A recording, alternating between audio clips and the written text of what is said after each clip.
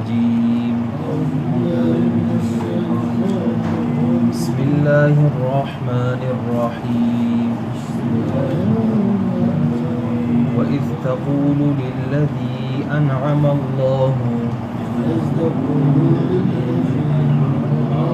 عليه وأنعمت عليه أمسك عليك زوجك واتق الله وتخفي في نفسك والله مبديه وتخشى الناس والله أحق أن تخشاه فلما قضى زيد منها وطرا زوجناكها لكي لا يكون على المؤمنين حرج في أزواج أدعيائهم إذا قضوا منهن وطرا وكان أمر الله مفعولا الذين يبلغون ما كان على النبي من حرج فيما فرض الله له سنة الله في الذين خلوا من قبل وكان أمر الله قدرا مقدورا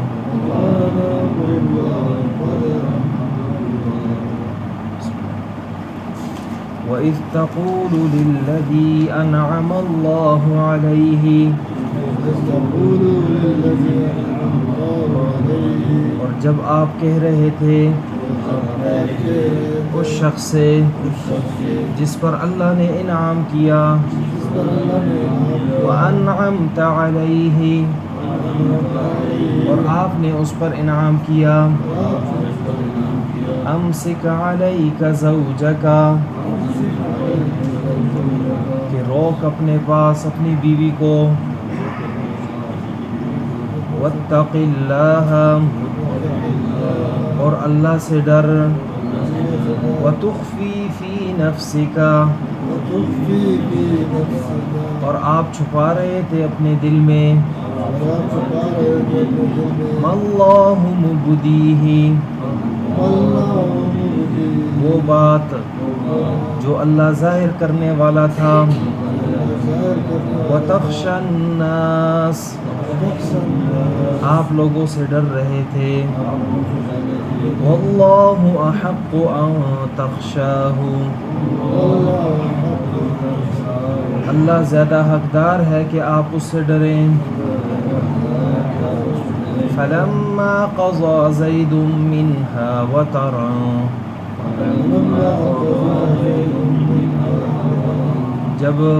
جب زید نے اس سے اپنی حاجت کو پورا کر دیا زوجناکہا ہم نے آپ کے ساتھ اس کا نکاح کر دیا لکی لا یکون علی المؤمنین حرج تاکہ مومنوں پر نہ رہے کوئی کسی قسم کی تنگی فی ازواج ادعیائہم اپنے منہ بولے بیٹوں کے بیویوں کے بارے میں اذا قضوا منہن وطرا جب وہ ان سے اپنی حاجت کو پورا کر لیں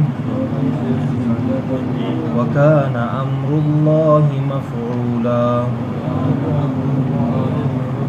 اور ہے اللہ کا حکم پورا ہو کر رہنے والا ما كان على النبي من حرج، نہیں ہے نبی پر کسی قسم کی تنگی، فیما فرض اللہ لہ، اس کے بارے میں جو اللہ نے اس کے لیے فرض قرار دیا، سنت اللہ فی الذین خلو من قبل، اللہ کی سنت ہے ان انبیاء کے بارے میں بھی جو اس سے پہلے گزر چکے، وَكَانَ أَمْرُ اللَّهِ قَدَرًا مَقْدُورًا، اور ہے اللہ کا حکم اندازے سے کیا ہوا، وَإِذْ تَقُولُ لِلَّذِي أَنْعَمَ اللَّهُ عَلَيْهِ وَأَنْعَمْتَ عَلَيْهِ أَمْسِكْ عَلَيْكَ زَوْجَكَ وَاتَّقِ اللَّهَ وَتُخْفِي فِي نَفْسِكَ مَا اللَّهُ مُبْدِيهِ وَتَخْشَى النَّاسَ۔ ماقبل اللہ رب العزت نے چند اوصاف بیان کیے مرد اور عورت کے، کہ مسلمان مرد اور عورتیں، مومن مرد اور عورتیں، اسی طرح فرما بردار مرد اور عورتیں، سچے مرد اور سچی عورتیں، صبر کرنے والے مرد اور عورتیں، اسی طرح اللہ سے ڈرنے والے مرد اور عورتیں، اسی طرح صدقہ اور خیرات کرنے والے مرد اور عورتیں، اور روزے دار مرد اور روزے دار عورتیں، اور اپنی شرمگاہوں کی حفاظت کرنے والے مرد اور عورتیں، اور اللہ کا ذکر کثرت کے ساتھ کرنے والے مرد اور عورتیں، ان سب کے لیے اللہ نے بخشش اور بڑا اجر تیار کیا ہے۔ اور کسی مومن کے لیے مناسب ہی نہیں ہے کہ جب، نہیں مومنہ عورت کے لیے مناسب ہے کہ جب اللہ اور اس کے رسول کسی حکم کے کسی معاملے کے بارے میں فیصلہ فرما لیں تو ان لوگوں کے لیے کوئی اختیار بچ جائے ان کے معاملے میں، جو بھی اللہ اور اس کے رسول کی نافرمانی کرے گا تو وہ سری گمراہی میں ہے۔ وَإِذْ تَقُولُ، اور جب آپ کہہ رہے تھے، آپ صلی اللہ علیہ وسلم کو مخاطب ہے کہ جب آپ کہہ رہے تھے للذی، اس شخص سے، یعنی حضرت زید رضی اللہ تعالی عنہ سے، انعم اللہ علیہ، جس پر اللہ نے انعام کیا، کہ حضرت زید جو عرب کے شرفا خاندان میں سے تھے، لیکن ظالموں نے جو ہے انہیں قید کر لیا، اور قید کرنے کے بعد انہیں بیچ لیا، ان کے والدین کو پتہ ہی نہ چلا کہ کدھر گیا ہمارا بیٹا، اور جو ہے بیچنے کے بعد حضرت ختیجۃ الکبریٰ رضی اللہ تعالی عنہ نے اسے جو ہے وہ اپنا غلام بنا لیا، اور پھر جب غلام بنایا تو آپ صلی اللہ علیہ وسلم کی طرف انہیں ہدیہ کر دیا۔ آپ صلی اللہ علیہ وسلم نے انہیں آزاد کیا، اور آزاد کرنے کے بعد جو ہے اپنے منہ بولا بیٹا بنا لیا، جس کا شروع صورت میں ذکر ہوا کہ منہ بولو بیٹوں کا اعتبار شریعت میں نہیں ہے، بلکہ ان کے باپ کے نام سے ان کو یاد کیا جائے، زید بن محمد نہ کہا جائے بلکہ زید بن ثابت کہا جائے۔ پھر جو ہے یعنی یہی معاملہ جاری رہا تھا کہ ان کا خاندان بھی مل گیا بعد میں نبی علیہ الصلوۃ والسلام کو، اور زید بن ثابت جب ان کے چچا کو خصوصاً پہلے پتہ چلا تھا، چچا اور ان کے والد دونوں آئے تھے آپ صلی اللہ علیہ وسلم کے پاس، اور آپ صلی اللہ علیہ وسلم سے فرمانے لگے کہ یہ تو آزاد اور شرفا ہمارا بیٹا ہے، لیکن جو ہے لوگوں نے اسے قید میں کر کے جو ہے بیچ دیے ہے، اس وجہ سے یہ ہم واپس لینا چاہتے ہیں۔ آپ صلی اللہ علیہ وسلم نے فرمایا زید پر فیصلہ ہے کہ زید اگر آپ کے پاس آپ کے ساتھ جانا چاہتا ہے تو اسے اختیار ہے، وہ جا سکتا ہے۔ حضرت زید رضی اللہ تعالی عنہ نے کہا کہ میں آپ صلی اللہ علیہ وسلم کو ترجیح دیتا ہوں، آپ صلی اللہ علیہ وسلم کے پاس ہی رہوں گا، اور نبی علیہ الصلوۃ والسلام ہی کے پاس رہے۔ پھر ان کے چچا اور ان کے والد بھی مسلمان ہوئے، تو حضرت زید رضی اللہ عنہ پر اللہ نے یہ انعام کیا کہ دیکھیں اسلام کی شرف، اسلام جیسے عظیم دولت انہیں نصیب فرمائی، اور پھر اسی طرح حضرت نبی علیہ الصلوۃ والسلام کا انعام یہ ہوا انعمت علیہ، اور آپ نے اس پر انعام یہ کیا کہ اپنی پھوپھی زاد بیٹی حضرت زینب بنت جحش رضی اللہ تعالی عنہ، ان سے جو ہے ان کا نکاح کرا دیا، باوجود اس کے کہ وہ اس کو معیوب سمجھتے تھے، لیکن اللہ کے نبی صلی اللہ علیہ وسلم کا حکم ہونے کی وجہ سے انہوں نے اسے قبول کیا۔ جب قبول کیا تو باہم نباہ نہ ہوئی، ہر وقت جو ہے وہ یعنی کسی نہ کسی وجہ سے لڑائی جھگڑا ہو جاتا تھا، تو حضرت زید رضی اللہ عنہ نبی علیہ الصلوۃ والسلام سے بہت زیادہ قریبی تھے، جس کی وجہ سے ہر بات آپ صلی اللہ علیہ وسلم سے کہہ لیتے تھے، تو آ کر نبی علیہ الصلوۃ والسلام سے اپنی نباہ نہ ہونے کا ذکر کرتے۔ اللہ کے نبی ان سے فرماتے امسک علیک زوجک، اپنی بیوی کو اپنے پاس روکے رکھ، واتق اللہ، اور اللہ سے ڈرو۔ دیکھو یہ اللہ نے کتنے انعام کر دیا ہے کہ حضرت زینب بنت جحش باوجود اس کے کہ معیوب سمجھنے کے باوجود بھی انہوں نے آپ کے ساتھ زوجیت کو قبول کیا ہے، لہٰذا آپ بھی جو ہے کوشش کریں کہ ان کے ساتھ نباہ ہو جائے، اور اللہ سے ڈرو کہ یہ طلاق والا معاملہ تو انتہائی سخت معاملہ ہے، لیکن پھر بھی جو ہے ظاہر نہ ہوا۔ وتخفی فی نفسک، اور اللہ کے نبی اس بات کو جب انہیں معلوم ہوا کہ حضرت زید رضی اللہ عنہ اب بالکل نباہ نہیں کر سکیں گے، تو ان کے دل میں بھی یہی خیال پیدا ہوا کہ حضرت زینب بنت جحش جو کہ یعنی میری چچا ذات بھی پھوپھی ذات بھی ہیں، اور باوجود اس کے کہ اتنی میری بات مان لی اور پھر اس کے ساتھ زوجیت کو قبول کی، اس کے دل کے نباہ کے لیے یہی بات جچتی ہے کہ حضرت زید رضی اللہ عنہ کے چھوڑنے کے بعد، عدت گزرنے کے بعد جو ہے میں اس سے خود نکاح کر لوں۔ اللہ کے نبی صلی اللہ علیہ وسلم کے دل میں یہ بات پیدا ہوئی، لیکن فرمایا وَتُخْفِي فِي نَفْسِكَ، اے نبی